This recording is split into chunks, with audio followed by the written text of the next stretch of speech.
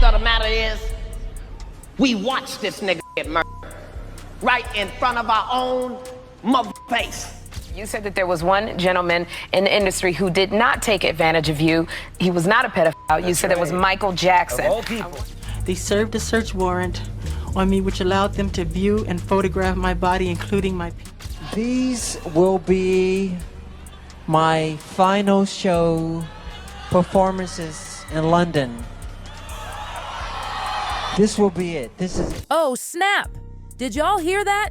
Katt Williams is dropping truth bombs again, and this time he's taking aim at the Michael Jackson story. You know when Katt starts talking, things are about to get real. These big deviants is all catching hell in 2024. It's up for all of them. Now, we all know MJ's story has more layers than an onion, wrapped in mystery, scandal, and enough drama to fuel a telenovela for decades. But Katt, he's here to peel back those layers and serve us the truth on a silver platter. All lies will be exposed, that's all. And anyone who takes that the wrong way, know why they take it the wrong way. Katt's not just spilling tea, he's serving a whole dang tea party. He's become Hollywood's biggest whistleblower, pulling back the curtain on all the behind-the-scenes drama that makes Tinseltown tick. And the fact of the matter is, we watched this nigga get murdered right in front of our own face. And the nigga knew it was finna happen. He told us, and we didn't know. But honey, Katt's not just talking about MJ. He's also been calling out the industry for how they portray black actors. This man is on a mission, and he's not taking prisoners. Then it might also be said that there's nothing funnier than a black guy in a dress.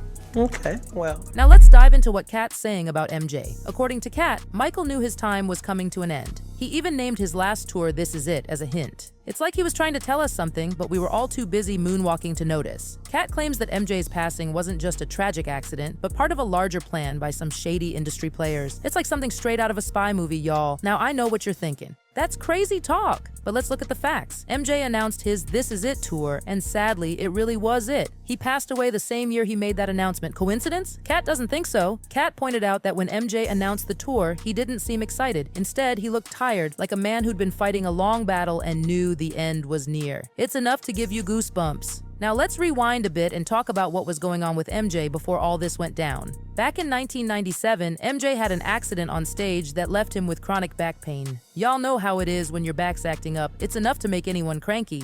But for MJ, it led to him relying on pain medication which messed with his sleep. Fast forward to the This Is It tour, and MJ's health was in the hands of Dr. Conrad Murray. Now Dr. Murray was supposed to be looking out for MJ's health, but honey, that situation was messier than a toddler eating spaghetti. Of course, the most hidden treasure trove of his life is with me. But I have protected Michael up till now. The production crew was worried sick about MJ. They could see he was frail and they were trying to get him to eat right to keep his energy up. It's like trying to get a kid to eat their veggies, not easy. Ed Alonzo, a magician working on the show, said he saw MJ eat what might have been his last meal, chicken and broccoli, on June 24th, just before rehearsals. It's eerie to think about now.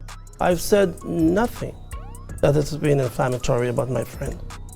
I protected Michael. You see, when I had to meet him at the house with a GO official. Now let's talk about why MJ was pushing himself so hard. The poor man was facing some serious money troubles. This tour was his chance to get back on top, both career-wise and financially. It's like he was trying to climb Mount Everest in flip-flops, nearly impossible. The rehearsals were tough. MJ was in pain, not sleeping well, and missed several early practices. But, and this is the kicker, on his last rehearsal at the Los Angeles Staples Center, witnesses said MJ was on fire. He looked happier and healthier than he had in ages. It's like he found his second wind, y'all. But here's where things take a turn for the worse. Despite that amazing last rehearsal, MJ was still struggling to sleep at home. Dr. Murray was giving him all sorts of medications to help him rest. Between 1:30 a.m. and 3 a.m., Murray gave MJ 3 different sedatives, Valium, Ativan, and Versed, but it wasn't enough. Now brace yourselves because this next part is heartbreaking. MJ's last request to Dr. Murray was for some milk. But milk wasn't really milk. It was MJ's code word for propofol, a powerful anesthetic he'd become dependent on due to his chronic pain.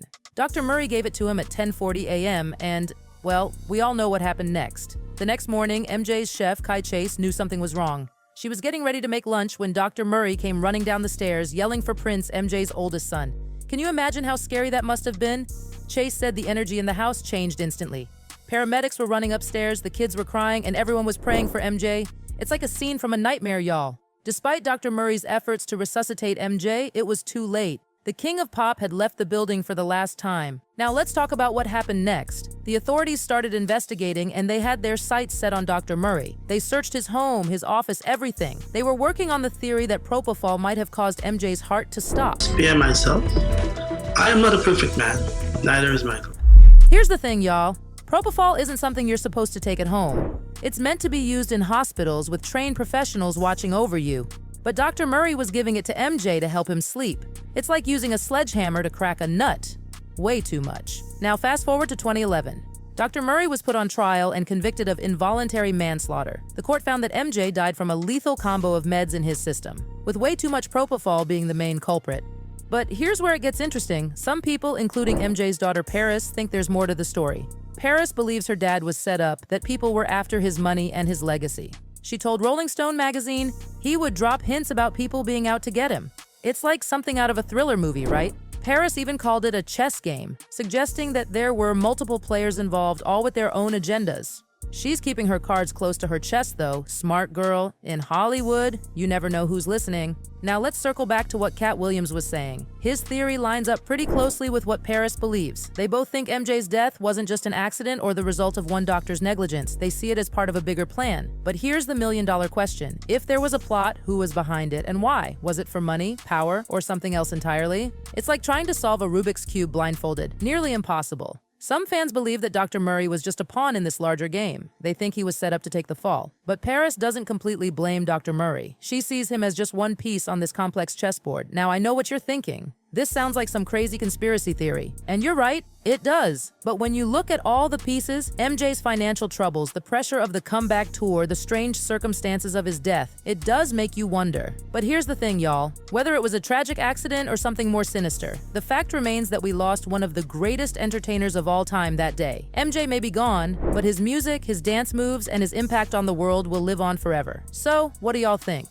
Was MJ's death just a tragic accident, or was there something more going on behind the scenes? Drop your thoughts in the comments below. And don't forget to like and subscribe for more juicy celebrity tea. Remember, in Hollywood, the truth is often stranger than fiction. And when it comes to the king of pop, the story just keeps getting curiouser and curiouser. Until next time, reminding you to keep your eyes open, your ears to the ground, and your moonwalk ready, because in the world of pop culture, you never know what's going to happen next. Stay fabulous, stay curious, and remember, even when the beat stops, the rhythm of life goes on. Goodbye.